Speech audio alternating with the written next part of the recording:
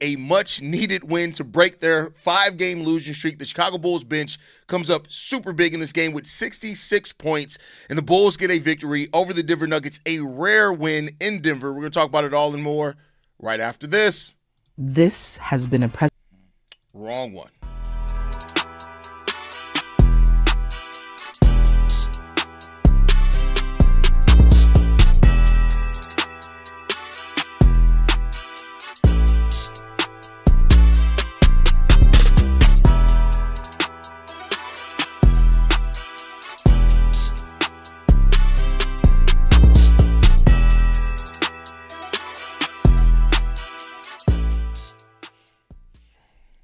What's going on, Bulls fans? Welcome to another episode of Chicago Bulls Central, your number one spot for everything Chicago Bulls related. I'm the host there, Haize, but more importantly, you guys can follow the channel at Bulls Central Pod on every social media platform we happen to be on. With that said, let's go ahead and get into this content for today, y'all. The Chicago Bulls get a much-needed victory to snap a 5-game losing streak as they beat the Denver Nuggets 130-127. This was a game where the Bulls honestly just outworked the Denver Nuggets, and it was in large part due to the Chicago Bulls bench that just played so well in this game. When you look at it, the Bulls bench in this game, this is just the numbers for the bench.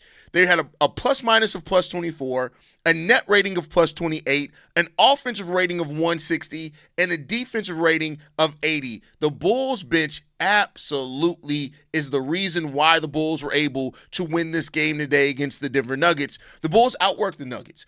More points in the paint, 50-48. We had more second chance points, 20-18. We had more fast break points, 23-14. More bench points, 66-9. We did have one more turnover than them, but we scored 15 points off turnovers compared to their 6 points off turnovers as well. The Bulls tightened up, and they were able to win this game, and it came by the total effort by the bench. This bench unit today, and I mean everybody off the bench, they came in and they gave so much effort to this team that it's just, you can't overlook it. Javon Carter with 15 points, which was major for the Chicago Bulls in this game. Jalen Smith with 16 points, 8 rebounds, 2 assists, 2 steals. He ends up playing 18 minutes in this game. He would have played more, but he went down with a shoulder injury. He came back, played a little bit, but you could tell he wasn't himself. He ends up getting back out in the game. You also have 21 points from Ayo Dosunmu, 8 of 9 from the field for Ayo, 4 of 5 from the free throw line as well. We needed every bit of that for Ayo. 5 assists, 3 rebounds, only 1 turnover from him. Major to see that from Ayo coming off the bench. And keep in mind, there were people saying that the Bulls needed to let Ayo Dosunmu go. So there you go on that one. Josh Giddey does not have a triple-double, but he still makes a big impact in this game. 21 points, going 8 of 12 from the field, 14 rebounds, 6 assists, only 2 turnovers from Josh Giddey as well in this game. You got to love to see that. Kevin Huerter with 20 points. He continues playing really well. He actually got some three-point shots today. Kevin Huerter went 3 games straight without hitting a three-point shot. He was 4 of 9 today from the three-point line, which is really good. 7 of 12 from the field overall.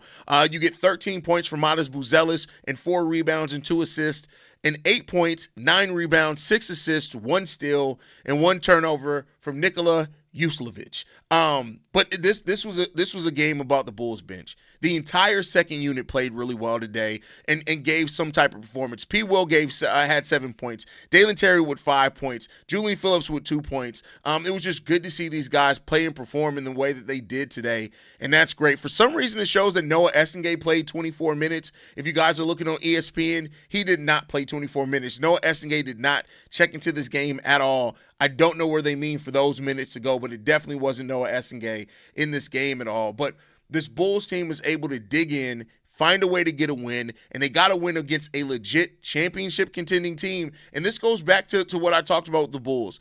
Not to say that the 5-game losing streak isn't concerning. It definitely is. But when you look at the Bulls' wins this season, Detroit, the top team in the Eastern Conference. Atlanta, they got a win over, playing much better. Orlando, mid. A win against New York, that's playing all right. Philly, which at the time was the number 1 team in the Eastern Conference. And then we got a win against Denver. So, the Bulls' wins are good wins. Not to say that their losses didn't suck. They had some sucky-ass losses in there as well. But the Bulls have some quality wins on the season. So, for the people that try to act like it's all done for the Chicago Bulls, oh my God, the Bulls are back to who we thought they were going to be. again, it's a long season, and this Bulls team has beat some tough opponents. They've lost some games that they shouldn't have lost, but they've beat some tough opponents. There's no reason to be completely out on the Chicago Bulls yet. I'll say yet, right? But this team now is getting ready to go into an easier part of their schedule. After they take on Portland and Miami, they have a very easy stretch after that. You're talking about Washington, New Orleans, Charlotte, Indiana, Orlando again, Brooklyn, Indiana again, right? So not to say that the Bulls should cakewalk those matchups at all. I'm just saying that the Bulls have made it through a tough schedule with still an above 500 record, and the schedule is getting easier. Not easy, but it's getting easier. And because of that, the Bulls could start stacking up some wins here and start moving back up and getting their record back where it was before. They got to go out and prove it. They got to do what they did tonight and play a tough 4 quarters. They got to play a complete 4 quarters. If the Bulls do that, they can win some basketball games. So for the people that told you guys the season was all over, the Bulls are going to get back to who they were before, all that type of stuff, look at them and tell them it's not done yet. And we're coming up on a month of the season. We are, 5 days away from officially being the first 30 days of the NBA season. And I'll tell you this, man, this Bulls team still got a lot of fight left. And anybody who's telling you other than that is just not being honest with you or honest with themselves about what's going on with this Bulls team. And I'll say that, I stand by that, and I mean that. So we'll see what the future does hold for this team. We'll see what they can continue to do. But right now, I love how tough this team's playing, man. Love how tough this team's playing. But again, do not overlook Portland. Do not overlook Miami. Miami's defense is taking a slide, but their offense is legit. Portland is a tough team. Portland reminds me of the young Baby Bulls era. That's a tough team. You cannot overlook that team. But, hey, I'm excited about where this team is. I love that we were able to get a win like this today. I love that we had to do it as a total team effort. But the bench is what made this game special for the Chicago Bulls, and you just can't deny what this bench unit did for this Bulls team, and it just really helped carry and lift this team. It was such a noticeable difference. Once the Chicago Bulls bench came in, and Billy Donovan, to his credit, 2 games in high elevation, a back-to-back on top of that. Billy Donovan going to his bench early in the first quarter. I'm talking about there was almost 4 minutes left in the first quarter when we saw a complete lineup change and the bench came in. The energy changed at that point. Now, it went back down when the starters came back in, but it gave you an opportunity, a glimpse on how the Bulls could win this game, and you got to give credit for it. The Bulls had an 18-point lead at one time. They didn't hold on to it. I'm not going to be mad that they couldn't hold on to the lead. This is a tough Denver Nuggets team. But this Bulls team got fight. The Bulls got horns. I'm telling y'all. I've been telling y'all that. Trust what I say. This is going to be a tough Bulls team this season. I don't know where they're going to finish. I don't know what that means for any type of postseason, but I will tell you this. This is a tough Chicago Bulls team, and this is a team that can win some basketball games. They're going to be tough this year. Do not give up on them. That's all I'm saying. Do not give up on this team, man. But this is big for this Bulls team, and I love to see the fight that this Bulls team has played with, man. Daniel says, I don't know how I just subscribed. I've been watching every video for months now. You know what it is, Daniel, and I tell this to people all the time. Because I post every day, once I get in your algorithm, people think they're subscribed because they see my videos because I post every day. But, yeah, for everybody who thinks they're subscribed, go and check right now. Hit that subscribe button. We're trying to get to 30,000 subscribers by the end of the season. I think we're about 4,000 off from that. So, I mean, it's a tall test. It's not going to be easy. We're about 3,500 away from that mark, but we're trying to get to 30,000 subscribers this season. Go ahead and hit that subscribe button. Double check if you're subscribed. If you're not, hit that subscribe button. Help your boy out. So we appreciate that. But thank you, Daniel. Scott says, great job, bench. Haize even has to pay respect to his buddy. Listen, I called him this game the ball-headed menace. I didn't even call him the ball-headed hoe because he ain't play like no hoe out there today. And like I said, I'm not one of these other content creators. I'm not here to try to just be right about my point. I love to be proven wrong. Javon Carter came in today when we needed it the most, and he hit some big shots for the Bulls today. 5 of 10 from three-point line today for 15 points. We needed every bit of that. So, yeah, no Javon Carter slander today. Listen, I'm not some of these other content creators. I ain't even going to mention no names because last time I did, I got some people in their feelings, and I actually lost a friendship over it, but I don't give a fuck. I'm just saying I ain't trying to make nobody in they feelings right now. Miggs says all of the Bulls' losses are from playoff teams except last night's loss. That's a great point, Miggs. That's a great point. And most of our wins come against playoff teams as well. The way Billy called that timeout when Slouch was tied up, I was like, damn, Billy finally understanding he's a coach. That was a very smart decision. Because if that play would have went to a jump ball, I honestly don't know if the Bulls would have won this game, especially with the way that Jamal Murray hit that three to get it close down the end of that. I just don't know. Discreet says this bench damn near got him up 20, and Boot said, fuck all that, bro. Listen, I know it sounds like I'm picking on Vooch, but I just want to look at the on-off numbers for Nikola Vucevic. I'm sorry, I gotta look at it. I gotta look at when Vooch was on the court today. We had a negative net rating of negative 21.9, a plus minus of negative 12, an offensive rating of 116, and a defensive rating of 138. Keep in mind, defensive rating, the higher number is the worst number. Now, let's flip and look at when Vooch was off the court. When Vooch was off the court, we had a positive net rating of plus 35, an offensive rating of 140, and a defensive rating of 104. Yeah, Nikola Vucevic is a problem. And let me make no mistake about it. Vooch hit a big three for us that we wouldn't have won the game if Vooch didn't hit that big three. But the thing that I always have to ask myself when it comes to Nikola Vucevic is, while he did hit that three, how close we would have been had he not been in the game in some of those key defensive moments. That's just something I have to ask myself, right? There you go on that one. Amon says, we need to trade Vooch so Donovan stops relying on him. We need Claxton or Ware. First of all, Miami's not giving up Ware. Y'all got to stop saying that we got to target players that teams aren't giving up. Now, Claxton, okay.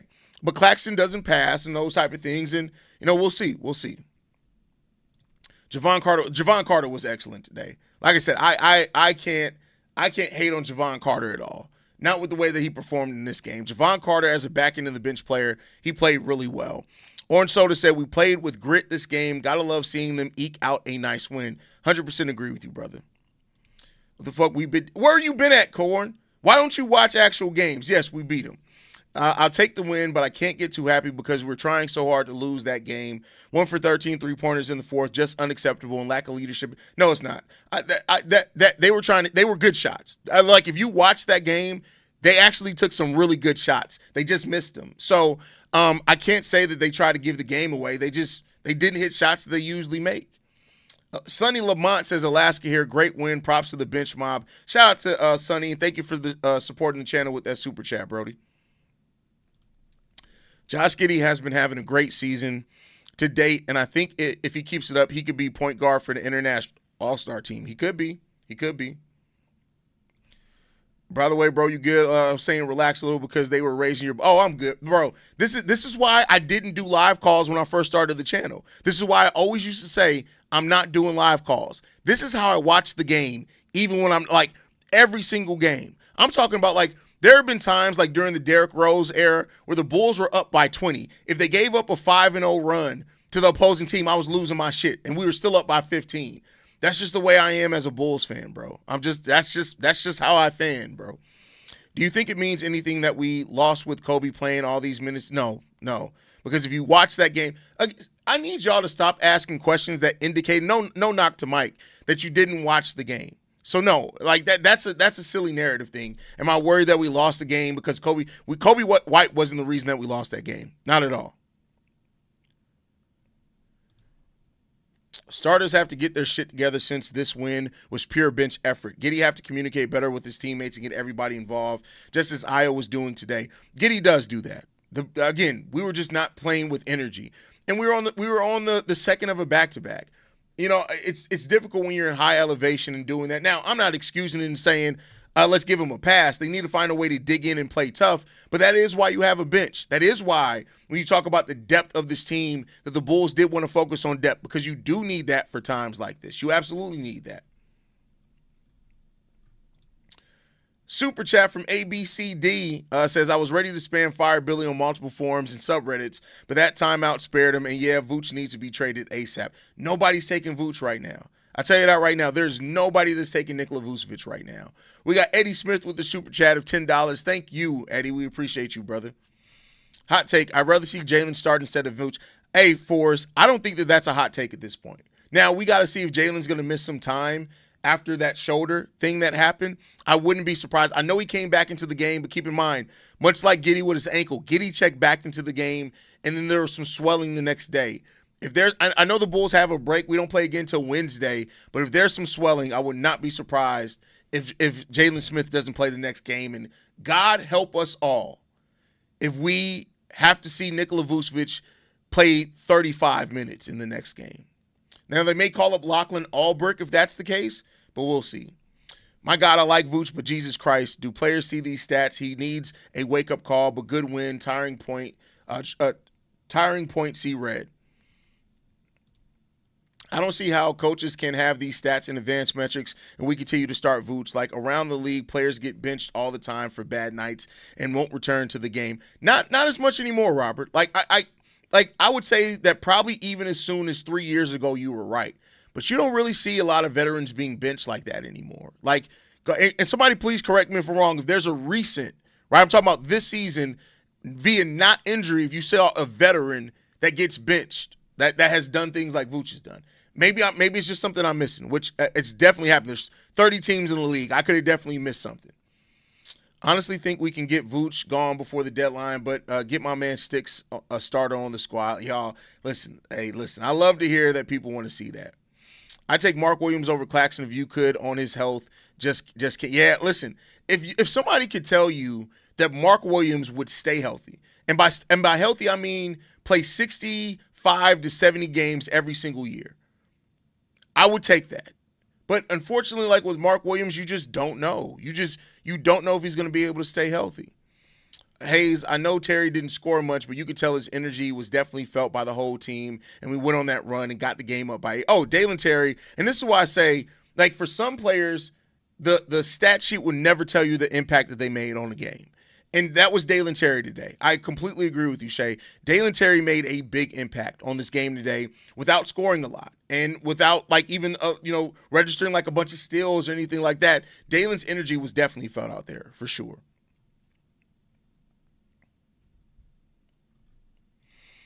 Jalen plays solid defense. Yeah, listen, for Jokic outweighs Jalen Smith by over 40 pounds, and Jalen played some really good defense on him, man. Really good defense. Those missed open threes in the last minutes were pissing me off. Bro, that was frustrating the hell out of me, bro. Dennis says, shout out to Leroy. Shout out to Javon Carter, bro. Shout out to Javon Carter. I might shed a tear when the center rotation is healthy and Billy finally adjusts the minutes correctly. Can take this team to a different level, in my opinion. I mean, listen, I'm ready to see what this team looks like fully healthy in general, bro. Like, it's not a lot of, we haven't gotten to see this team fully healthy at any point this season. So, the ceiling is we're still trying to figure out what the ceiling of this team is, if we're being fair. Haize, what type of player do you think the Bulls need more? A legit 3-and-D wing, or a rim-protecting lob threat? I think a rim-protecting lob threat big, for the way the Bulls give up points in the paint, how we're not solid on pick-and-roll defense. I think that makes a bigger impact. Now, I want to be clear. I take either, but I think to answer your question, a rim-protecting lob threat big that can be consistent does more for this team right now with where we are. I didn't watch the game, but I know to listen rather than to come up with a random conclusion based on a box score. Exactly, Hokage. My bad, man. I dozed off halfway through the Jazz game. I was just, you're good, bro. You're good, bro. You're good.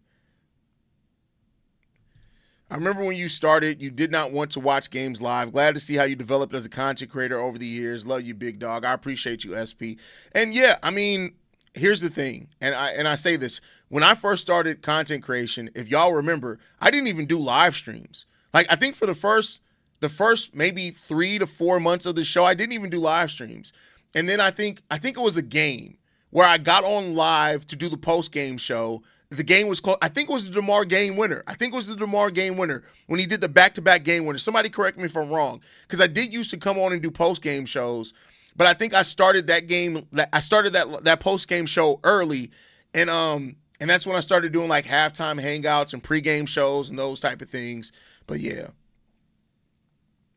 Man, crazy that we could have been 10-3 or 9-4 right now. All good though. We fought hard, and hopefully this builds momentum for us next few games. It shows guys how to close out games. That's what you have to learn, is how to close out games. That's really been a big thing for this Bulls team, is their inability to close out games consistently, and it's definitely hurt this team. So hopefully we can learn that, and we'll see.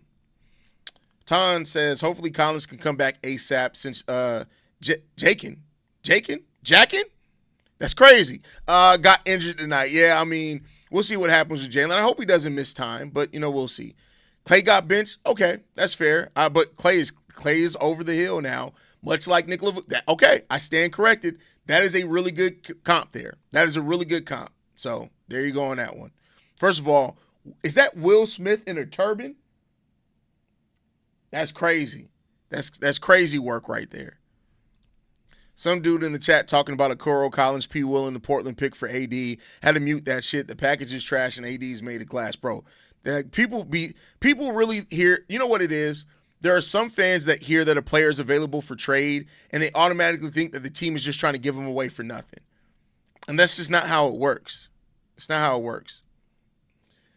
What frustrates me most about Vooch, not just tear him down, is sometimes he just walks up and down the court and isn't engaged at all. And it really hurts the flow of the offense and defense. You're not wrong, my boy. You're not wrong at all.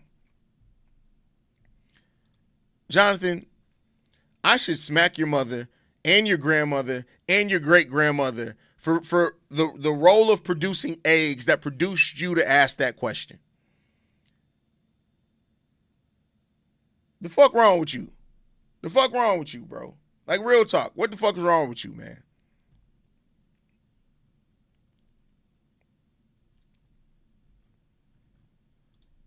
V-Dog says, what's good, bro? An underrated part of the Zach LaVine trade to the Kings was us getting back Kevin Huerter. That doesn't get talked about enough, in my opinion. We lack three-point shooting. Huerter has a bit. Look, Kevin Huerter has been terrible from three this season, though, bro. Like, go and look. Kevin Huerter is shooting, I think, his worst splits of his career from three. So Kevin Huerter has definitely helped, but it hasn't been because of three-point shooting, bro. Kevin Huerter on the season is shooting 30% from three-point range. And he's definitely not cooking for us from three. That's not what's happening here. But he's playing really solid defense. He is scoring when we need scoring for sure, but three-point shooting ain't the reason there, Vern. I'm so happy with this team. I did watch the game, but I'm a Raiders fan, and you're a brother at the game, but I was still watching my Bulls. Don't play your brother. Thank God we won. Hey, thank God we won, bro. Thank God we won, man. Haize, do you know when Trey Jones is coming back? It doesn't seem like it's anything serious. I wouldn't be surprised if he's back in the game or so. Like, he may be back as soon as the Portland game, so we'll see.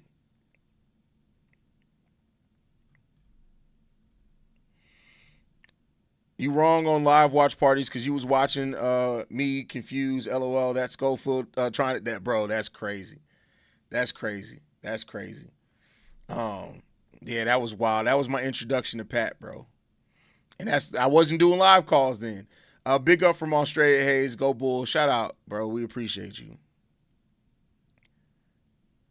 Jalen Smith at the end of the game looks like he got attacked by an animal. Bro, listen, Jalen was out there working, bro. He was out there working, bro. He was working his ass off, man.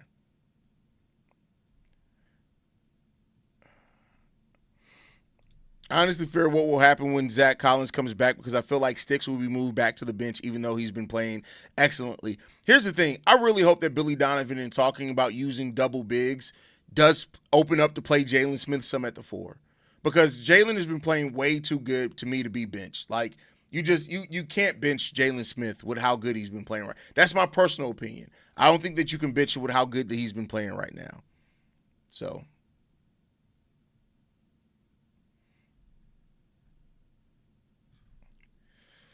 Collins is supposed to return. No, not next game. Collins is going to be reevaluated at the end of this week. Is going to be reevaluated. So we'll find out when he's going to be back, but definitely not next game. Definitely not next game. When Colin comes back, bench Vooch. They're not going to bench Vooch. I can tell you that right now. Billy Donovan's not benching Nikola Vucevic. That's not me saying that he shouldn't or whatever. That's just me telling you he's not benching Nikola Vucevic. I can tell you that right now. But, let's hope that even more so than the benching, the thing that I'm more worried about is that you allow Jalen Smith to stay in there when he's playing well. That's the thing I'm worried the most about. Like, if not benching him is fine, but like let him keep playing when he's playing well. Especially if he be shooting like that, he can space decently at the 4. Yeah, but the thing with Jalen always is like, and I'll say this season it's been a lot better because it used to be Jalen Smith's 3-point wasn't falling. He wasn't really giving us anything. It's a lot different now, a lot different. As a mate, if the Bulls can beat Portland, I feel like we can go on another run of wins. I really hope this win has brought back the confidence. Let's hope so. Like getting a win against a team like Denver, that is the type of win that you hope can build confidence with your team for sure.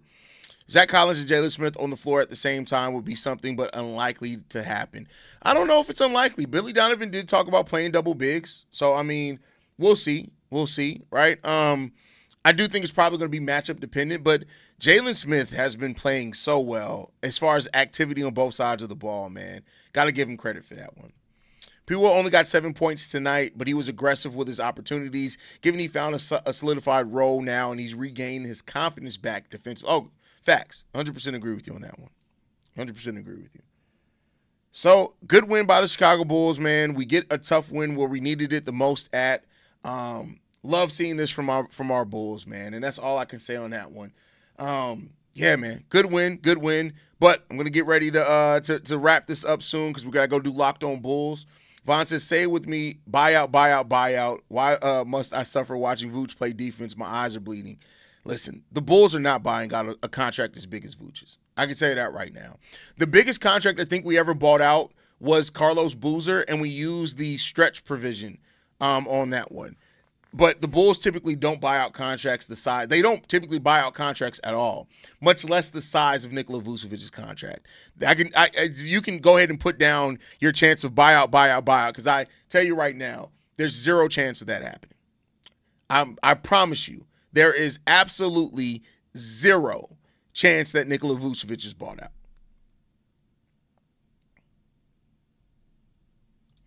Jalen Duren looking like an all-star with Franz Advia going off. You think Giddey will make it? Giddey's a guard. You don't compare him against other players. You compare him against guards, right? So, yeah, there's definitely a chance that he can make it because he's probably, the second best point guard in the NBA, in the Eastern Conference as far as statistically as things are right now. This is my thought. I feel like we can win against Portland with Kobe back, but Denny is going to be hard to contain. Yeah, but I'll say this. Denny Advia is the type of player that I do think Isaac Okoro can guard well. Now, we'll see, right? But the combination of Ayo, Okoro, and Patrick Williams on Denny, I'm not saying we can stop him, but I do think we can slow enough down there, right? And Kobe, like you said, Kobe White's going to be back, so we're going to have Josh Giddey and Kobe in there. We'll see if Trey Jones is coming back. And we'll see what the Bulls can do. Like I said, it's a winnable game, but it's a game that they cannot take lightly at all. Oh yeah, with the way that they announced it, it is positionless. You're right. They did announce that it is positionless, so that's a great point there. We'll see. Well, I think that may increase his chances because they're doing the world team versus the Americans, right? So we'll see.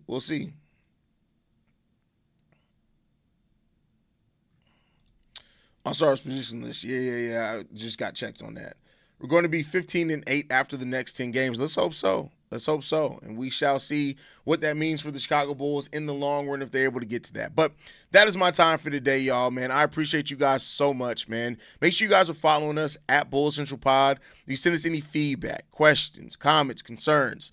bullcentralpod@gmail.com. Lastly, if you want to leave a text message and or voicemail for the mailbag, the number to do so, 773-270-2799. We're the number one spot for everything Chicago Bulls related, but that is thanks to you, lovely and beautiful people. And like I like to end every episode on, go Bulls. Love you guys. See red if you can, y'all.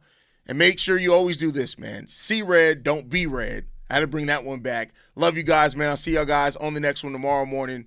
Peace, y'all. This has been a presentation of the Break Media.